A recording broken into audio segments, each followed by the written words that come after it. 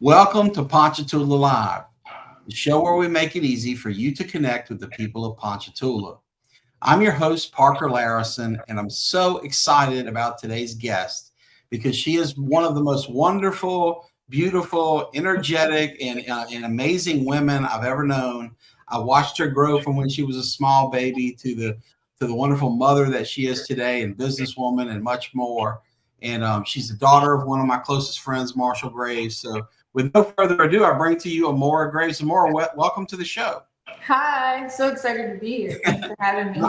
You know, you are at least the third Graves to come on the show, and by far the youngest. I'm sure Thank your you. mother and dad don't take offense to that, but thankfully, you take after your mom in more ways than one. Why Yeah. don't we kick things off by you just telling us a little bit about yourself? Well, obviously, my name is Amoura Graves. I grew up in a basketball, faith-filled family. Um, I knew all about God from an early age, and it kind of bled into sports and all of that. We're a basketball family, that's for sure. So I played high school basketball, got offers there for college. Then I went to Auburn, played in college basketball there. And then I had my twins, which I'm so excited about, that Yes, I love yes. being a mother to. And Love those boys. You know, as you may or may not know, my mama is in love with your baby boys. When she comes by to visit the ministry, she'll see the twins there, and you're lucky to get them back when she holds them because she's kind of got that baby snatcher look in Mhm. her eyes when she sees them. But we're gonna get into the basketball stuff for sure, and of course, it's an exciting week for you because the Yeah. third of three Graves kids started his collegiate journey in Yes.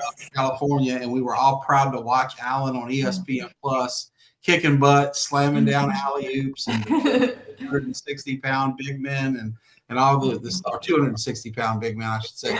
Not Shaq. He wasn't D'ing up Shaq. But today's show is about you and your history. So I love the way you described your family because you're right. I mean, faith filled is definitely where it starts with you guys. There's nothing Mhm. more important than Jesus Christ and that Christian ministry that your family has to the Graves is.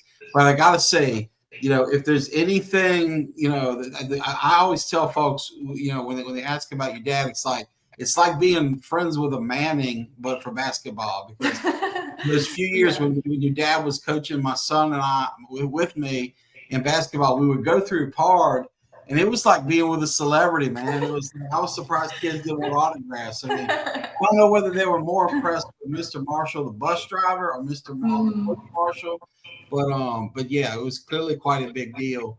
Um, Everybody knows him and loves him. yeah, and so we've heard from your brother who won an SEC championship at LSU and played basketball against Michael Jordan in kind of a backup hoop game down in the Caribbean. We've talked about your brother who's the two-time state champion, but a lot of folks, I don't. I know it's not that they forgot, but I think you were the first Grays to score 2,000 points and four I jerseys. was. We're going to get into that in a bit, so we're not sleeping on you.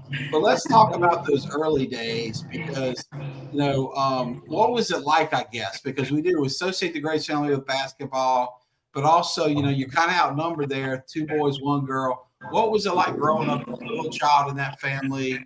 Your dad, Marshall Graves, your mom, Amy Graves, Amy Uter Graves, very well known, popular people here in town.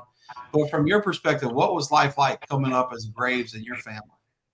I enjoyed it, every minute of it. I think being the only girl, I got special treatment because I felt like Yes, I was yes. pretty much an only child a lot of times. Um, I always had my dad's heart for sure. So that That was tracks. There's definitely some princess type situation going on there. definitely, 100%. definitely. Yeah. But the boys, my brothers did not hold back on me when it came to toughness. So I definitely got my toughness from them, and they would probably tell you that I'm the toughest out of all of them now. But Lots of us have seen the videos of you posting those guys up, and I got to say, for Allen, it's funny to call somebody who's 6'9" the baby, but for his high school journey, I mean, you and Marshall gave that man no quarters. I mean, between oh yeah. little Marshall's workout routines that were like LSU, SEC, and tennis, and you were down there banging the boards with him. So that was cool. We're hearing from your dad. He's over in California right now, supporting the baby giant Allen. But Marshall has chimed in here that you will still get the special treatment. I still do. I still do. He definitely thinks Nobody he's is up on surprised by that. Marshall, good to hear from you. It's glad this may be the first time ever I can say Ponchatoula Live has gone national. We're hitting it on the West Coast because he is currently in San Jose or Santa Clara out there in basketball. Allen's got 2 big games this week, and that's cool. We're hearing from folks here. Is this cousin Ebony, I believe?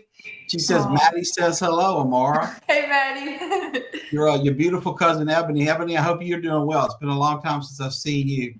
She's a real sweetheart there too. So another kind of blast from the past. So growing up, what I'm hearing, and correct me if I'm wrong, it's a competitive household. It's a faith-filled household, but it's just full of family love. I mean, you know, when I think of the Graves family, I think of a family that's just together, if nothing else. I mean, whether, it's certainly in Sundays in the pew or, Wednesday nights or every night praying, reading the word, the whole Christian ministry part of things, following, but also just stuff like I remember seeing your mom, your dad, all of y'all and your friends walking through town. Y'all might be going to play tennis, on whatever that is, Willow Street. But you might walk the whole way, and it's like a pack or a herd, Definitely. We love doing everything together. We're better together. That's our motto. That's so cool. So let me ask you this. So I feel like your mom doesn't always get her due in this sports obsessed world where your dad's so well known and popular. And certainly people that didn't know sleep on what a baller she was. But I saw Amy Eater playing down at the St. Joe level through PHS, and she had skills, no doubt.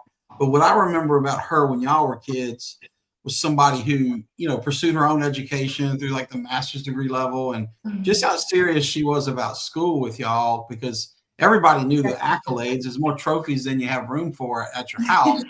But I remember a lot of A's coming in and honor rolls and whatnot.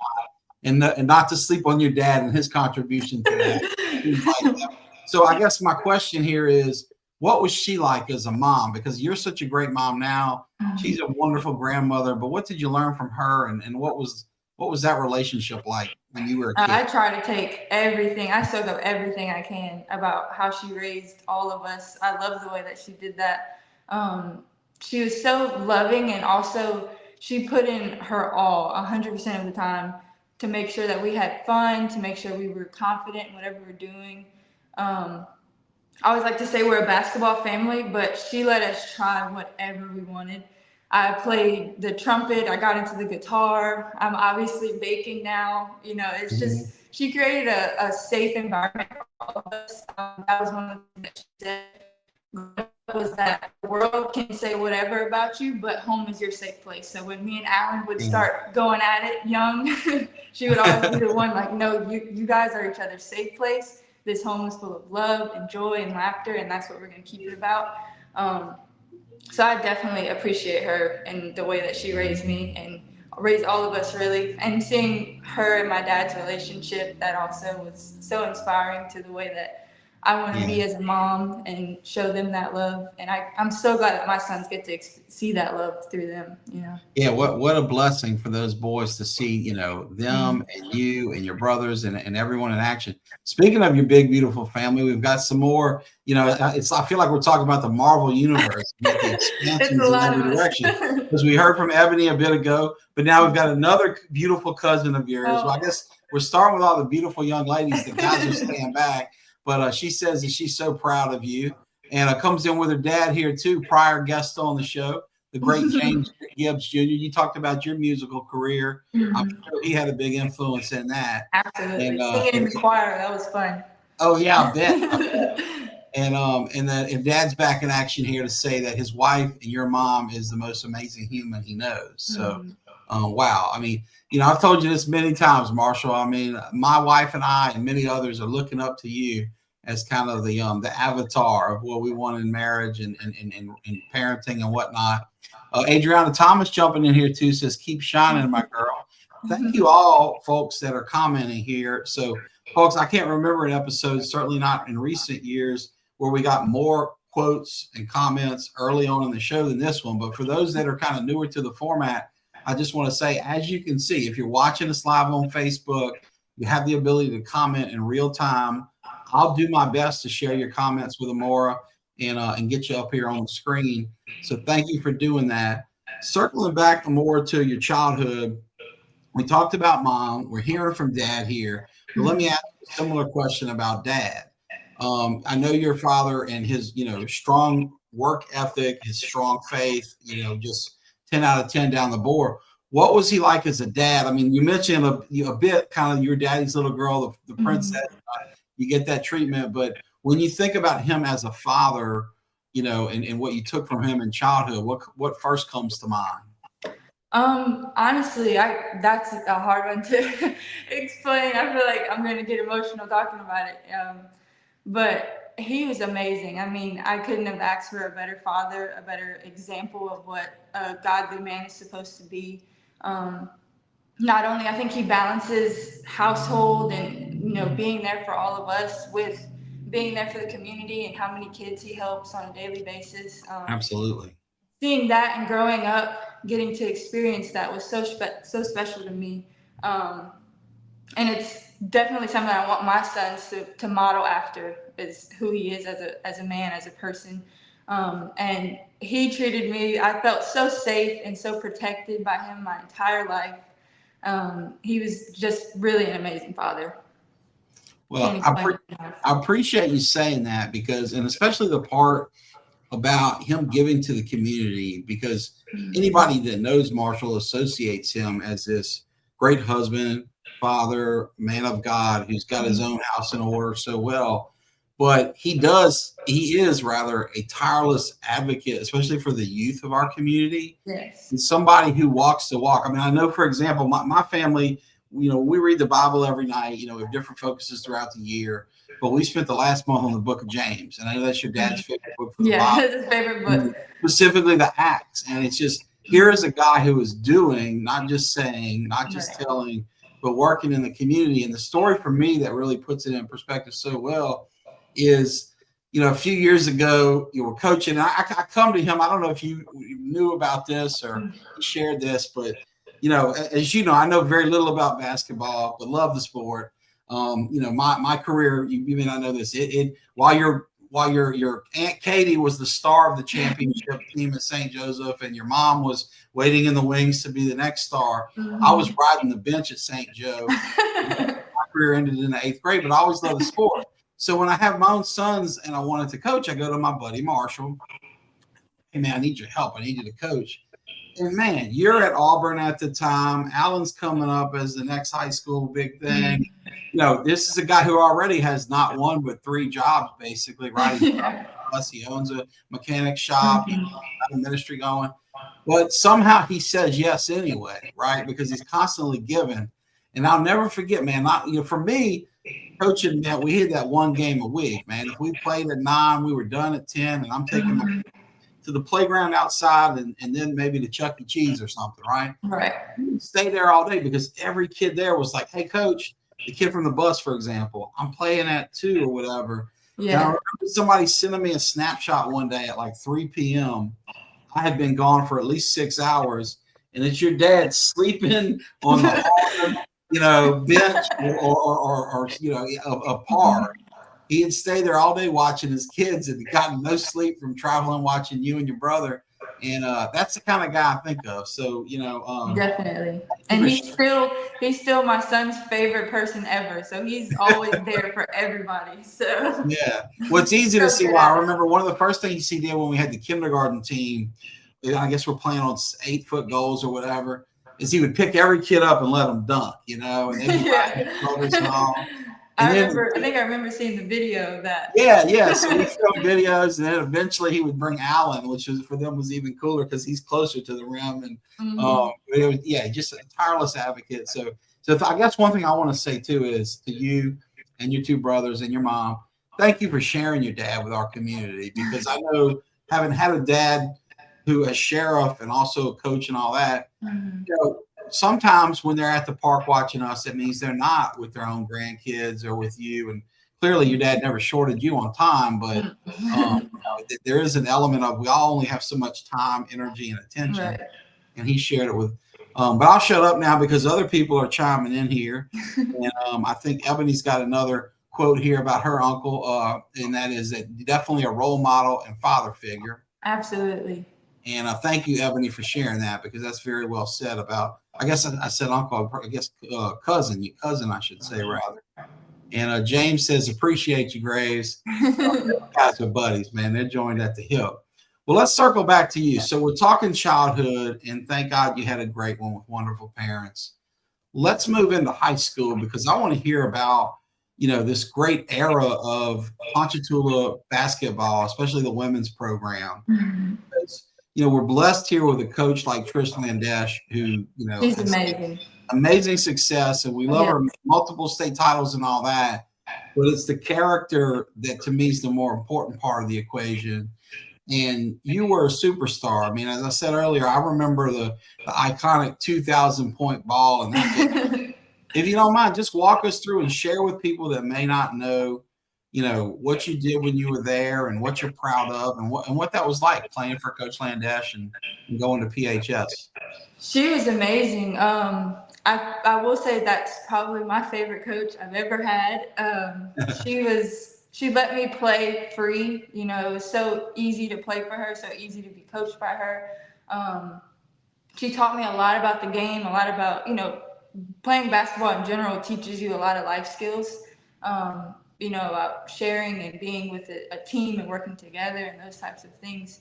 Um, but I always tell anybody who asks me, high school was definitely my favorite period of basketball, all of that. That was definitely my favorite to play there, and just to accomplish what I accomplished and having so many people support me and watch me throughout those years, it meant a lot to me. So, what was the recruiting process like? Because right now, LSU is on the search for a new football coach. So, college sports are, fresh on the mind. Your brother's playing ball in California, but it's a different era. It's NIL era. Yeah, You definitely got different. recruited by all these SEC teams. LSU's after you, Auburn's after you. At one point, nobody knew which kind of Tiger you'd become. And you're doing it, I guess, after your brother who played on the SEC championship team at LSU. So you would presumably know a lot more about how it all worked than other stars of your era. But like, what was that like for somebody like me who, took stats for the football team in high school and would never know? What's it like to be recruited by major NCAA basketball programs? It's always exciting to feel, wanted for your talents by somebody. I think my favorite part, I didn't really get to experience visits like going to college campuses and things like that. I did that at Tulane once. I really enjoyed that. You get to go and you get kind of like the special treatment. You get to go up in the stands, watch the games, see how you like it, all of that, meet players, all of that. So that was exciting. But it was COVID for a lot of my recruiting periods. Oh, So bummer. mine was So, mostly over yeah. the phone, Mhm. talking with coaches, that type of thing. Yeah. But it was still very enjoyable. Yeah. Still love Cool. the whole process of it. Yeah. My wife's in education, and we talk often just about the impact of COVID and how certain age groups were robbed of things, such as, the seniors that didn't get to enjoy their prom, or it never occurred to me that the players like you that didn't get to do the Yeah. campus visits, but it sounds like still pretty neat. Well, if you don't mind, let's turn our attention into more of the present. I've really enjoyed the trip down memory lane because I love your family and your stories so much. But I do want to make sure we talk about the incredible business that you started in Graceful Grains. You are an incredibly talented baker. By the way, my wife Brandy, who herself is an incredibly talented baker, particularly in desserts, wanted me to commend you on your banana bread with chocolate chips. Let me tell you, the claws came out at the Larison's house. We were fighting for the last piece of that. Thank you. Where does this come from? It sounds like maybe origins with your mom, but when did you develop a love for baking and kind of how did it turn into the business that it is today? Mhm. Well, I always loved baking, especially around Christmas time with my mom and my grandma and all of that. It was so much fun baking and just being in the kitchen and enjoying that family time. But I honestly didn't, with basketball and schedules and all of that thing, I honestly didn't really get into baking until life slowed down when I had my twins. It obviously picked back up very quickly with twins. Yes. But but during that beginning stages of their life, that was really when I got into it, and just being an athlete and being into the nutrition side of it. I Mhm. definitely wanted to know what I was eating. Um, and so I would wake up early and I would make and prep their food that they were going to eat throughout the day.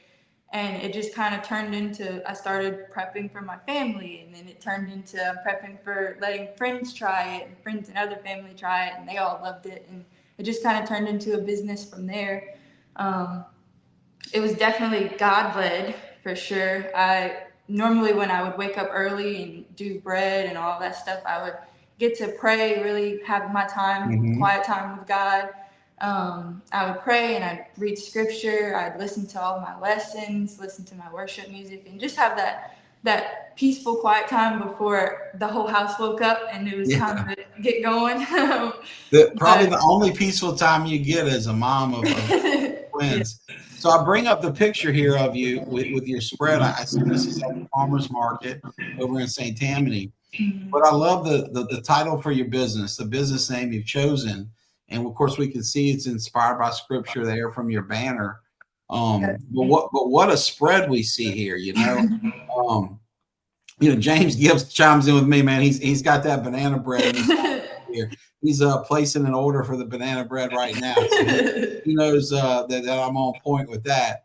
But That what was a his spread! favorite I mean, script. clearly, the origin here is this love for healthful foods and feeding Mhm. your children natural things. And of course, maybe you could speak to some of the benefits of sourdough versus this processed Right. terrible type bread we get at the store. But I love here that you have so many different offerings because the sweet stuff, like I mentioned, the banana bread, savory, Mhm. if you don't mind, tell us specifically about sourdough and why you've chosen that as kind of, the entry point into this and its benefits and about the different offerings you have. Because when I look at this here, and I know this doesn't even cover it all, but we're looking at probably a dozen or more products that you sell every weekend. So, Yes. well, yeah, again, why sourdough and what do you offer? I guess is what I'm asking on top of that. So the benefits of sourdough, one, it's a natural probiotic, so it's Mhm. better for your gut. It's easier to digest. A lot of people have issues, digesting bread. I know for me, I grew up with a lot of stomach issues, and sourdough bread is one that does not make me feel bloated or just kind of that like groggy feeling after eating bread. And a lot of store bought bread has a lot of extra sugars or preservatives and things, the chemicals that just our body is not meant to consume. Mhm. And so sourdough bread has no preservatives. You don't have to put any of that in it, and it probably has the same amount of shelf life as a store bought Yeah. loaf. So that was kind of why I got into it, and was definitely looking for something healthier and my peace of mind when I feed it to my boys. And they love it. They're obsessed with it. So it's Well, and they are definitely. fast growing boy. I mean, they are big strapping little men there, and Mhm. they it's clearly working. They are healthy kids. They are happy kids, and that's exciting. I want to show you one thing here that we talked about off before the show began. My mom, who loves to eat as you and I do, but also she's just blown away by the aesthetics of this. So I'm showing here for folks that are listening and not viewing this pumpkin loaf, and here we are in November, the heart of the fall season. I've got pumpkins on my front steps as we speak for decoration, and this is just gorgeous. I mean, this is not just a tasty, delicious, healthy food. I mean, this is art. I mean, how do you learn this? Because this looks like something we'd see on some kind of baking show with Mhm. Gordon Ramsay yelling at somebody or something. So what's the A story lot here? of Did you do practice. this? Did you do this all on your own? Did your mom help you, or how I did you did it learn to all do on this? my own. There's a lot of a lot of practice went into that. and I sell them now, so I got it down currently. But Oh, very cool, very cool. Well, it it's took a while. beautiful. You mentioned your boys, and I want to, talk about that because you're such a great mom. With the blessing of learning from a great mom, Mhm. but we all know, hey, watching is like basketball. I could watch ballers play. That didn't mean I could play. Playing is its own thing. But what are some lessons you learned in motherhood? Because what I would love, one of the things I love about this show is the opportunity to bring on successful people such as you, who have embraced life challenges in a Mhm. way that we could all learn from. And so I guess what I'm getting at here is, you became a mother at a fairly young age. Your mom became a mother at a young age. Y'all have all pivoted from situations that some might consider challenging in Mhm. that you're doing it young, um, but you're thriving and doing it so well. So I guess my question is kind of what lessons have you learned, and what advice might you share for other young women who look at you and are like, "Ooh, Amora, I want to be like you when I grow up." What comes to mind when I ask that? I think for me, one of the biggest lessons I've learned is the importance of a personal relationship with God, and more than just knowing, about His Word, knowing scriptures or any of that, but really having that open communication with Him. That's something that I will say I gained when I became a mom. Um, just knowing how much God loves my sons helped me realize how much God loves me. And Yeah, so it really transitioned from me not really understanding, who God really was to wow, if he loved me so much and he loves them so much, I just want to pay that forward. yeah. That's a Um, beautiful way to put it. Thank you for sharing that. And I know I'm asking about something deeply personal here, yeah, but I think it's so important to get real with people so you definitely. can help them. And part of that that's implicit in that is that you kind of have to just give it to God, because it doesn't matter how great you or your mom or your dad or anybody Right. else is.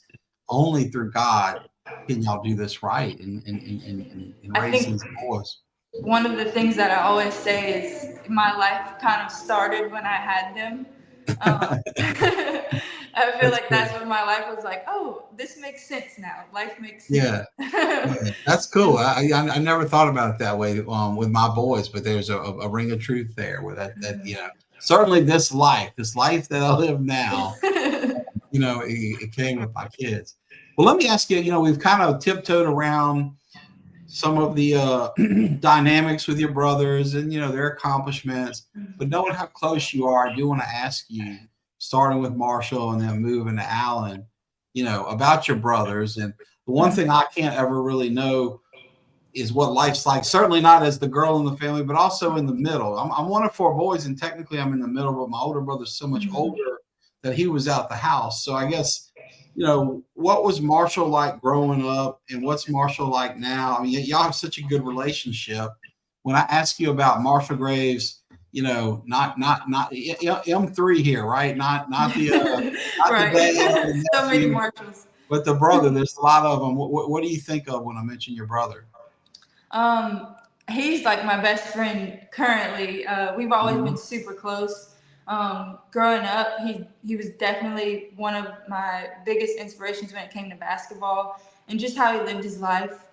So confident. I think I could count on one hand how many times I've seen him truly get down by something in life. Um, so I think just watching him grow and who he is and his standards and what he sets for himself, it's been inspiring. And we have such a close relationship. He's a great uncle. My sons call him Uncle Bubby because I always called him Bubba growing up. Yeah. So he's Uncle Bubby, and every time he comes, they're just jumping into his arms. They love him. Well, and now he's given them a cousin to play with Oh too. I yeah. should say Rachel's given them a cousin. The Mhm. Lord's given them a cousin, but that's neat. And what about? I would say looking down age wise, but we all know we're looking up Little physically. big brother. What about little big brother Alan? What about him? Man, I always say that he is the one that I will go to war for. He knows that. We're super close, always have been. Growing up, we got kind of mistaken for twins, like my boys, because we were always just like so glued to each other. We're Uh-huh. closer in age, so it wasn't as much of like a gap. But we're all super close, all of us. We Yeah. talk on the phone all the time. Sometimes we'll just sit there and not even have to say anything. I Just bet you got some great group chats going with the three of you. Sure. But I yeah. love the term going to war. I mean, your war eagle roots are showing a little bit there. But it's true. And, I think of like just how blessed y'all are to have each other. And, Alan right now is playing some very high level basketball Mhm. in a time where it's kind of like the Wild West in that it's NIL era, it's pay to play. And that's great because, I think the athletes have always deserved to be compensated for their skill and hard work, but Mhm. it's also kind of unregulated. And I think there's a lot of unsavory characters out there. So Yeah. what a blessing it is for someone like Alan, who's a highly talented player, with the world kind of coming at him looking to get stuff, to have folks like your big brother Marshall, who's Mhm. so well educated on those kind of issues. And because when it's time to meet with agents or reps or just whatever, y'all have each other's back, whether it's Yeah, that or definitely. or He knows. I always say my older brother knows everything. If I ever have a question about anything, he's I a always bright ask guy. him, and he Yeah. will give me a whole essay on whatever the topic is. He's amazing at that. No doubt, no And doubt. Rachel too. Rachel helps me with the bakery. She's in Uh-huh. there behind the scenes helping me get everything together. So she's Yeah, amazing. so please talk about Rachel. So she's the, kind of your dad always describes as bonus daughter, right? Your Mhm. sister-in-law, Rachel, herself a world-class athlete, a national champion, Mhm. a multi All-American, She can sprinter still for beat all of LSU. us in a race. Yeah. That's for So sure. what's your relationship like? And if you don't mind, share more about her. Tell us about her. She's pretty much like a built-in best friend and the sister I've always wanted. So she truly is amazing. I love having her around, and just the bond that I get to see with our boys. Baby Marshall or baby Arshall, as the boys call him, Maybe our- and Case and Cruz. It's fun watching them, yeah. and just imagining like how close they'll be when they grow up, having all of us. Me and her be so close, and my Mhm. brother as well, all of that. So it flows perfectly. It flows how it's supposed to. Yeah. That's beautiful. Look, I want to share here a quote or a comment from my old classmate. I can't say my favorite Graves, but I tell you what, Aisha, there's none I love more.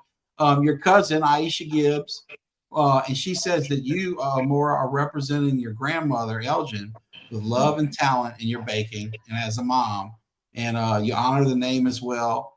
And she's proud of you, and like your daddy, you're her princess. So Aisha, thank you for tuning in with us here. It's a real honor to have you on the show, more. I cannot tell you how proud I am as a friend of the family of the woman you've become, the mother you've become, the entrepreneur you've become. And I just can't wait to see how you'll flourish in the years to come, how your twins will do. There's just no stopping you guys. So before we shut down, because I do want to be respectful of your time, and I know those boys are dying to see you. As they are with their grandmother, Amy, they really want to see you. But before we go, is there anything else at all on your mind, on your heart, just anything at all you'd like to share with our viewers and listeners before we shut down for the night?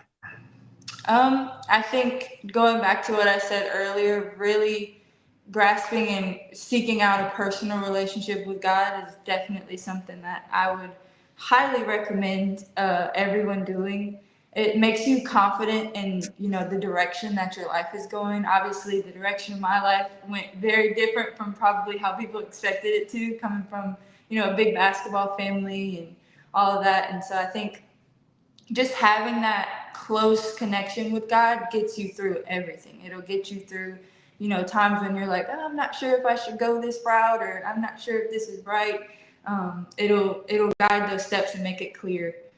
Just getting through the scriptures and praying and all of that. I think that's definitely something that I would recommend. And give yourself grace. Part of the reason why I named my business Graceful Grains. Amen to that. Giving yourself grace to grow and to transform into who God wants you to be. So Well, speaking of graceful grains, your cousin's got a good point here. We get it. Well, they'll be on the shelves. We need to get those on the shelves in supermarkets so Mhm. more people can benefit from your talents. I'm currently along. at the Lagarde's whole health store as Oh, well. that's great. Yeah. So Rhonda Lagarde was classmates Mhm. with Aisha and I. It's a wonderful family. It's a great store. Yeah. So tell us. Yeah, I'm so glad you mentioned that. How can we get it? Lagarde's Health Store here in Yeah, Ponchatoula. That's on, I guess, what, 6th Street? Am I right? Right I off think of so. Main Street, no, Mhm. South 6th, I think. And also, you're at which farmers market on which day? Tell us about Uh, that. And how so can I'm at people get the more info? Mandeville Trailhead Market every Saturday Mhm. from 9 a.m. to 1 p.m. I just make a bunch of loaves and go there with my products, and I normally sell out. It does pretty well over there. That's what I was going to say. Get there early because your sellout rate has been high. People are loving it. Very thankful for that. And I would And encourage you folks to check out her Facebook page. That's where I showed the pictures from earlier. And to our viewers, I just want to tell you all, thank you for sticking with us to the end, especially my classmate, PHS 95, Aisha Gibbs. She I says she love loves them. me. Aisha, I love you too. Please give your hubby a high five for me. I hope y'all are doing well. And to everyone else out there, thank you for tuning in. And to the Graves family, I love you all. Y'all take care. Bye-bye. Thank you. Bye.